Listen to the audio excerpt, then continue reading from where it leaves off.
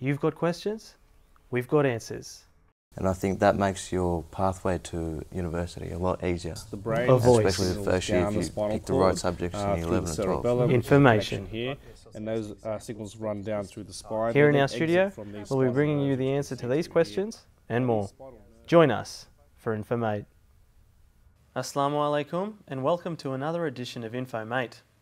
The topic we will be covering today is technology and more specifically social media. Today technology is being used in one form or another by almost all mankind, from mobile phones to life-saving medical devices, television and even the common household toaster. Advantages in technology have allowed for groundbreaking medical feats. Deaf children can hear again with cochlear implants, pacemakers can regulate heartbeats, damaged organs can be replaced or removed. And aside from these medical advancements, the internet has so many benefits. The research and learning advantages that are at the fingertips of every child are so numerous. But as with all good things, there are the bad. Social media has become a forefront of debate whether it has any advantage at all. Children are spending too much time on Facebook, Twitter, and their safety comes into question. There have been reported cases where children are sexually abused, kidnapped, or murdered, all by people using social media as a tool to take advantage of children. Identity theft has become much more common, with online banking and email fraud becoming more and more. People who are the victim of identity theft spend significant amount of time and resources trying to undo the damage caused in their name. To help enlighten our viewers on this topic and to help determine if technology is a blessing or a curse, we are joined here today with Dr. Shahab, Murabi Wadud Janud, and Brother Akil Ibrahim. Thank you very much for joining us on today's program. Thank you. Now, we're talking about social media more specifically here, right? Now, people may not understand what we call social media or what it encompasses. So I'll just go around, just get your opinions. So, Dr. Sab, what do you call social media? Social media is where we use internet to communicate with each other. It could be through Facebook, it could be through WhatsApp, Viber, or email. So nowadays people communicate through these platforms and we call them social media. Okay. So, Murabi Sab? I think Dr. Saab summed it up pretty well, but pretty much any platform which is connected to the World Wide Web, which is used for communication, can be defined as social media. Okay. Yeah, I agree. Yeah. So, social media, I'd like to cover the benefits first. There are many, right? There's a lot of disadvantages, but the benefits are also quite significant. So, Brother Ibrahim? Yeah, like you mentioned, we at the moment have started an initiative under Ahmadiyya Muslim Association, Majlis Khudam al-Ahmadiyya, and probably 9 to 10 months ago, and at the moment, by Alhamdulillah, we've got close to 2,000 members who majority are non-Muslims, and they have been giving us really good feedback and appreciating our humanitarian work and all the other things we do to keep our youth active. So with the Twitter account that you're managing at the moment, what exactly is Twitter for those viewers who might not know, and how do you use it?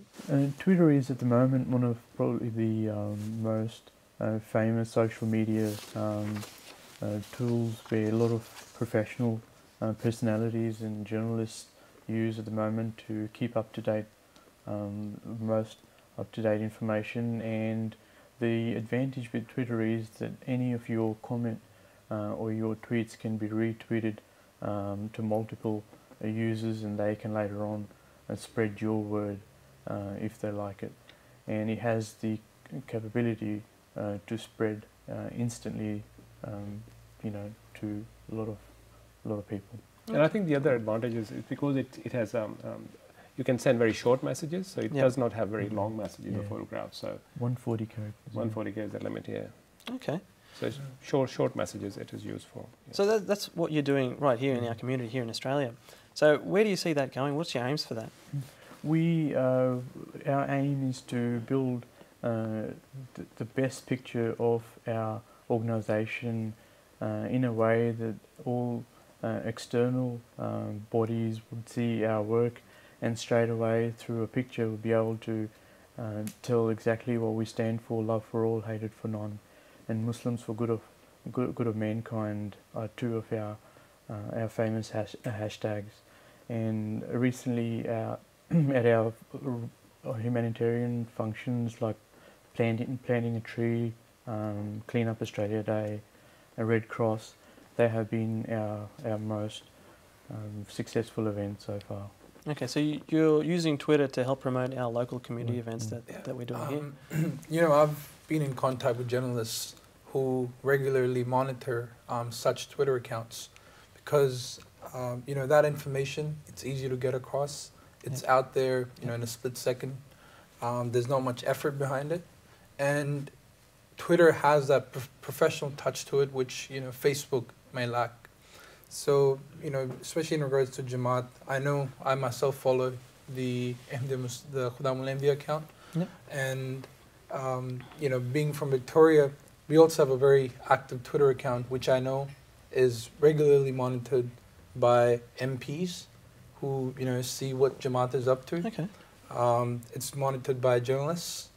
And they actually contact us through Twitter. And, you know, they let us know that we saw this story and we would like to know more information about it. So Twitter is that platform in this age, in this modern world, which, you know, organizations are using to get their message across.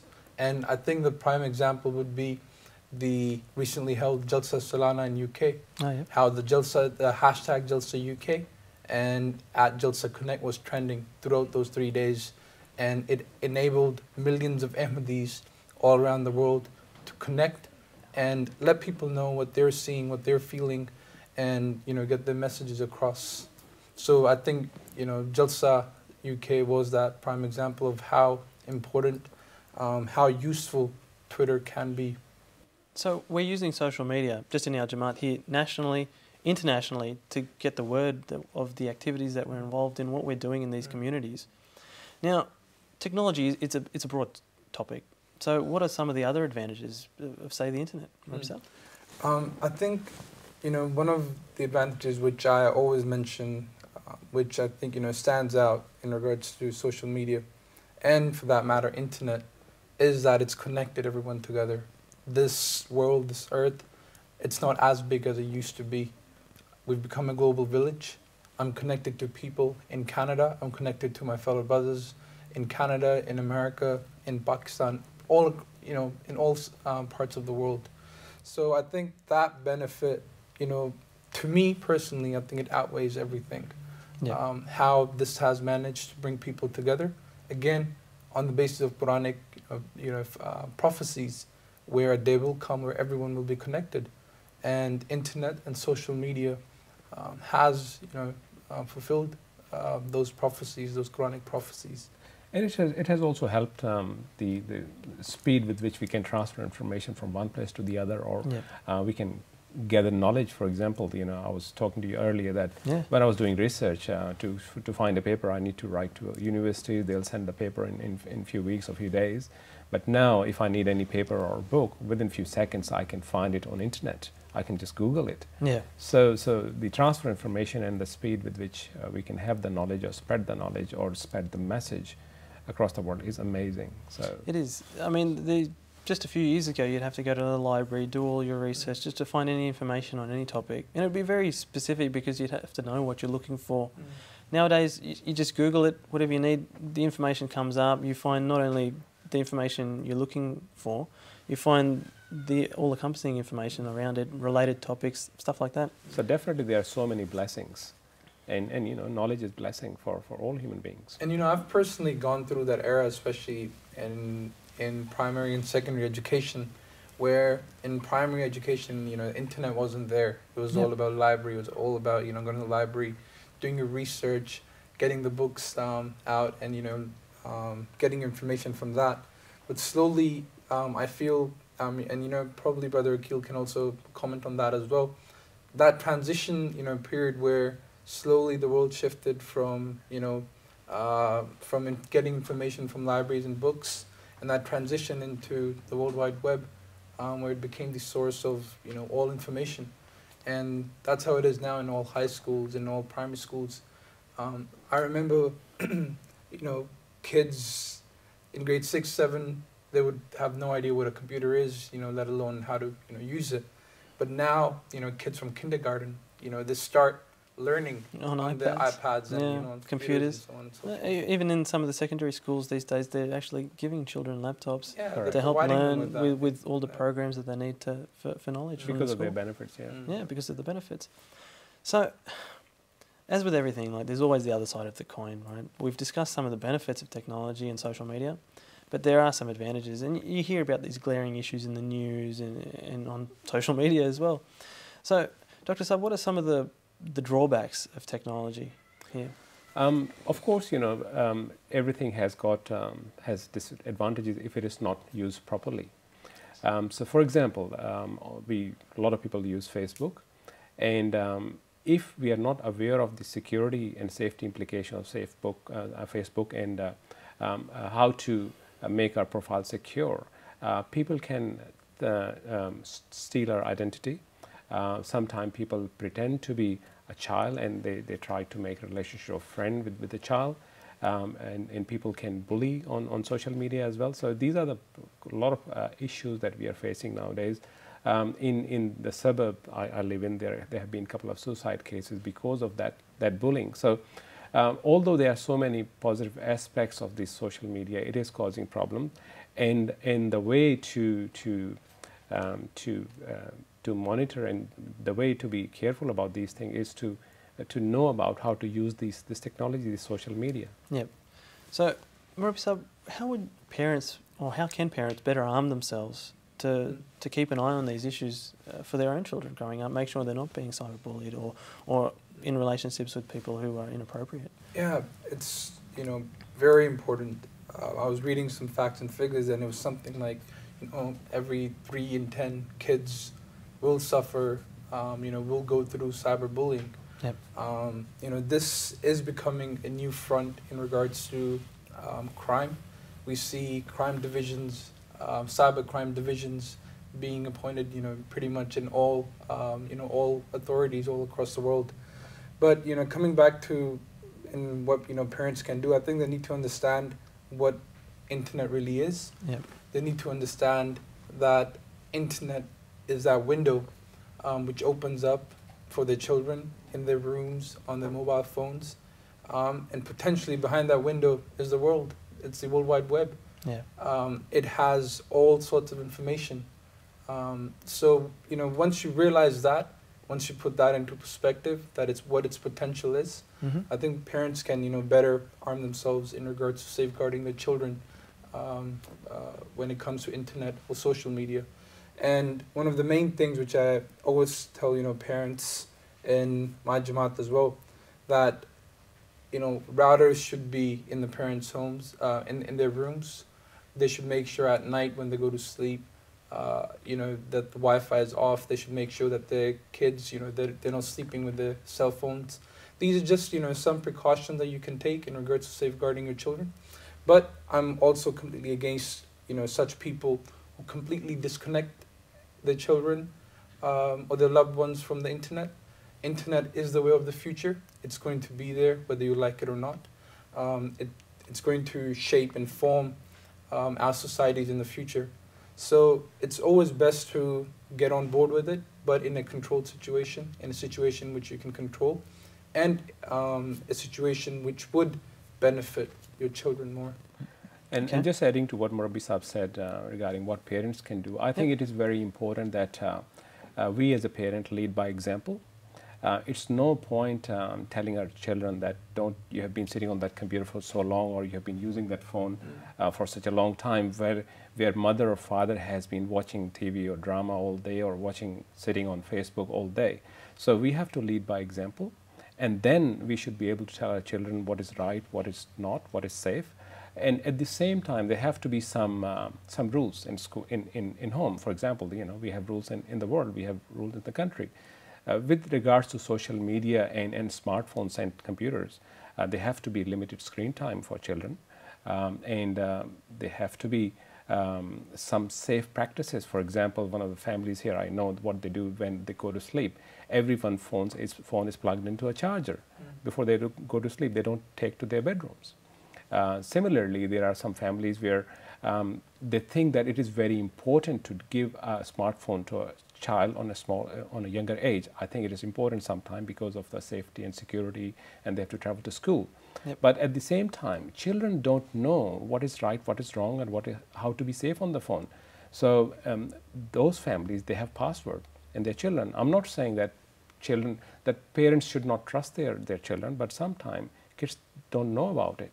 And so it's safer for them if parents are managing their devices as well. At the same time, there has to be trust and between the relationship, and that trust can only increase when we have friendship, when we have open communication with these children. Yep. And we have to reach those gaps. We need to talk openly about their issues and about how to safely use social media. Yeah. It's very important. So there always needs to be open lines of communications and Definitely. trust between parents and their children. Definitely. Now, that was talking about how they can affect the children, social media. Now, with their health, what are some of the drawbacks there? We were talking about things like obesity and psychological issues from screen time.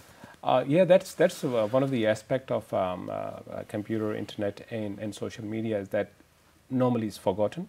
The biggest problem that the health departments in every country are going to face is the back problem with the generation which is growing up, obesity problem, because we are spending too much time on computer, on Facebook or on smartphone, and we are not getting enough exercise.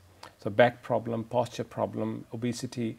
At the same time, the other issue is deafness. So teenage deafness is increasing around the world, and because children listen to music and other things, and they are not aware of, even adults are not aware of what are the safe levels of hearing these, putting these headphones on.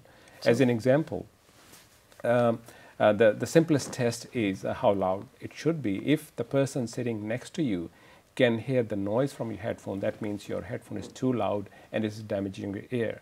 So these are one of the physical or medical problems that we are going to face, or we are facing now, because of these technologies. But yeah, it was unfair. I think what Dr. Saab just said at the end there, it's not necessarily internet or social media which is causing these medical issues. It's technology, full stop. Yep. Technology is, making us obese. It's bringing in all these health issues. So I don't think so we need to necessarily blame internet or social media, but at the end of the day, that is also part of technology advancements that we have gone through in the last decade or so. Yep. I'm just look at kids today, and I myself, instead of playing perhaps football outside, I prefer FIFA. Yeah. So that can happen. On across, PS4, yeah, exactly. So that can happen, but that's technology. There are side effects of technology moving forward, and how we interact with it. Yes. And exactly what Imam Sahib and Dr. Saib mentioned, that it's also important to, because it's also affecting your relationship with your family and your outside friends. So it's no point having them around and sitting next to you when you both are going to be on a phone. So it defeats the purpose of having the interaction face to face. So you do miss out on a lot of interaction, a lot of social activity, not online, but offline, in your homes, with your family, your friends, your schoolmates, just from what we will call, the term we were using before was screen time.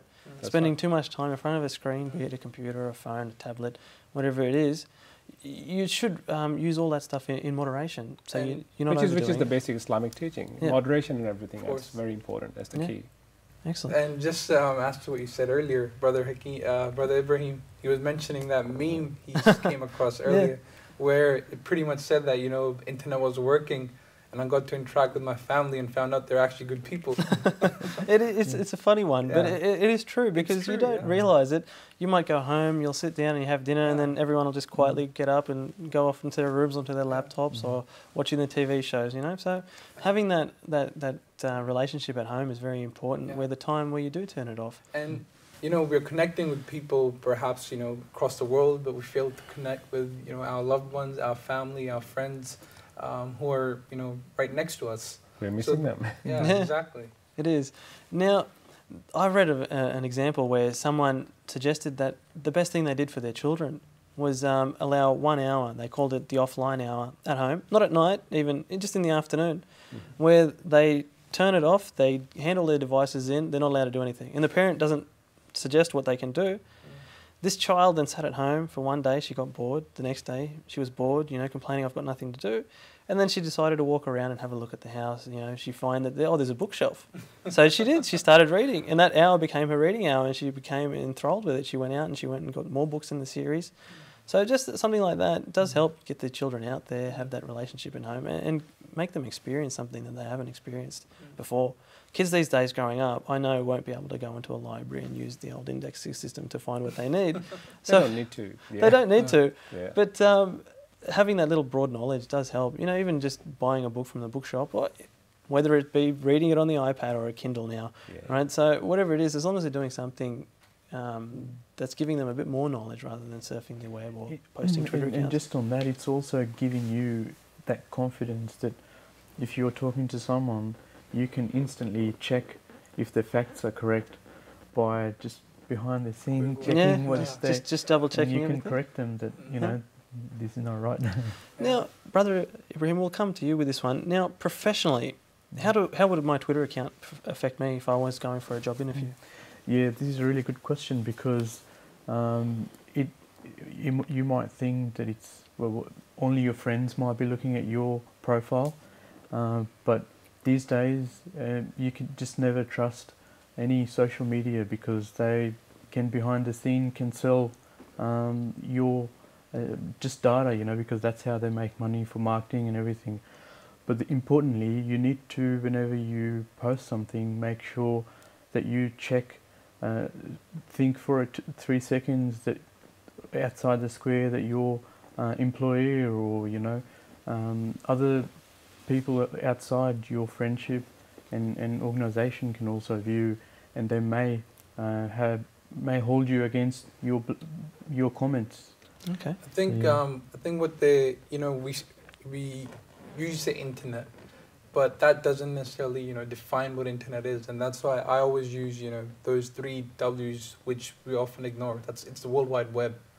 Once you enter something into the World Wide Web, it's out there. No, if you delete it 10 seconds later, doesn't matter. It's out there, it's gone, and it's going to be there. Yeah, it's in just one form or another. not going to come back, is it? Yeah.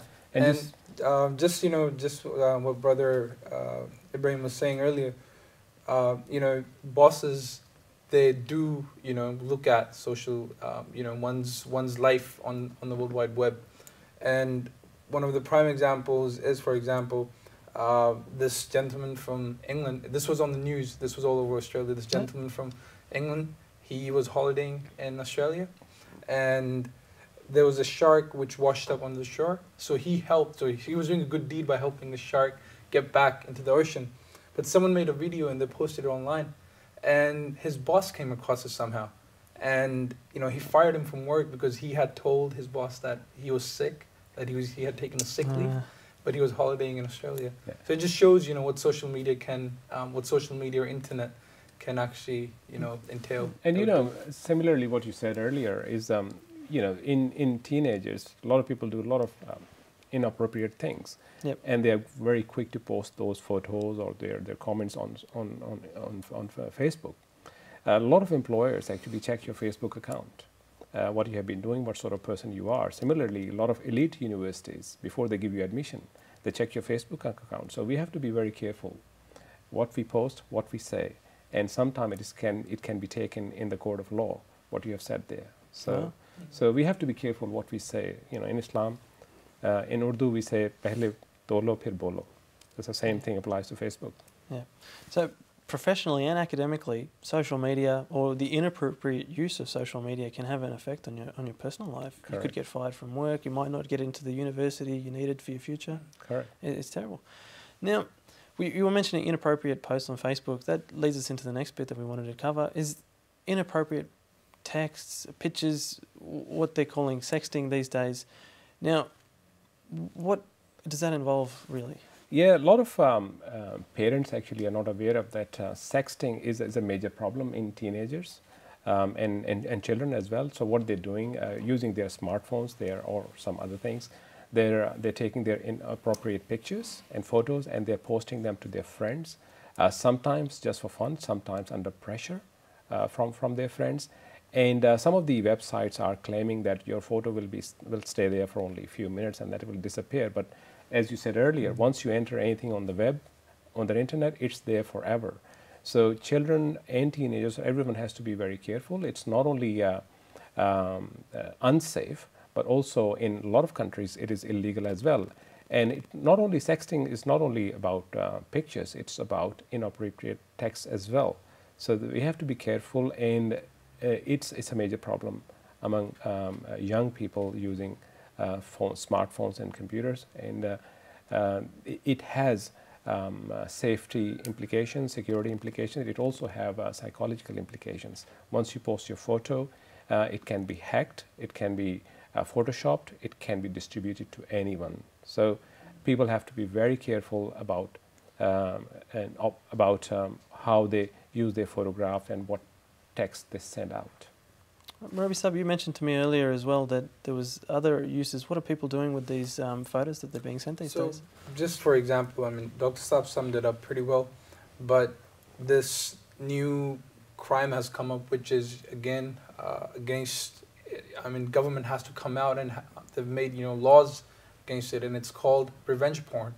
And that is basically where couples, they have shared such information or pictures. However, once they've broken away from that relationship, just to take revenge on the other partner, they post these pictures, messages, videos online. And, governments have had to come out and, it's against the law now. So it just shows, it may start from messaging, it may start from texting. You may say, there's no harm in it, whatever, but it does lead to things which will entail consequences at one point in your life. And Dr. Sab also mentioned that sometimes people think that it's only there for 10 seconds, 5 seconds. You can choose how long someone uses it for. But just last year, Snapchat, their servers were hacked and thousands of pictures and videos were leaked online. Yeah. So it just shows, as to what I said earlier, that once it's on the World Wide Web, it's there forever. Yeah. In one form or another. So I think we've basically discussed both the advantages and disadvantages here. The advantages are numerous and benefit even to our own community here, like we noticed, propagating the word of Islam worldwide. The disadvantages are also very serious. Parents should be aware, children should be aware as they're growing up. They should be educated about these things as to what are the drawbacks when they're posting these pictures online. Should they be doing it? These are things that they need to be taught, and parents need to be vigilant in monitoring these things about their children and their this families. is something that His Holiness Hazur Anwar, the Supreme Head of the Ahmadi Muslim community worldwide, the Caliph of Islam, he's been reminding us, before this trend got big, before social media got big, he's delivered numerous sermons in his classes with kids and with youth. He's reminded them again and again of, the evil or the repercussions that social media or internet may entail. And, I remember then a lot of people would come up to me and, they would say that, we should be one with technology, but now we're realizing that it's having that adverse effect on youth worldwide, on children throughout the world. Yeah. So Hazur has again and again admonished and advised members of the community, advised Jamaat, advised worldly pretty much people all around the world, that you should be wary and be careful of the evils of internet. No, well. Also, in my family mulaqat with Huzur and also in meetings, in other speeches, he has mentioned several times that Jamaat and especially Khuddam should organize open forums and question answer sessions for young people where teenagers and children and Khuddam can openly discuss their issues. And that way we can communicate and we can educate our members how to be safe on social media, how to use these things appropriately. And there has to be a communication channel for them to ask questions. Yep. And their questions should be answered in detail. And that's the way we can build a relationship with them. We can reduce the gap. And similarly, parents needs to have very close communication with their children as well. No, well, thank you very much for this information. It's been excellent. We've covered the benefits and the drawbacks, and hopefully our viewers have learned something. Modern technology has so many positives in the fields of education, communication, and medicine. We have seen outstanding leaps and bounds made that in the end have resulted in our lives being easier. We have been able to spread the word of Islam and Ahmadiyyat faster than ever before by the grace of God. That said, with the good also comes the bad. We need to be vigilant and responsible in the use of this technology and how we use social media to communicate. Our health, physical and mental state is dependent on how we use technology. Parents should maintain open lines of communication and trust with their children to better care for them. Even your livelihood can also depend on how you use social media. I hope that we have been able to inform you and that we should embrace technology as it has so many benefits, but we have to use it wisely, responsibly, and maintain our integrity and values. Thanks very much for watching. We look forward to bringing you another episode of InfoMate from MTA International Australia Studios. Jazakumullah and Khudafis.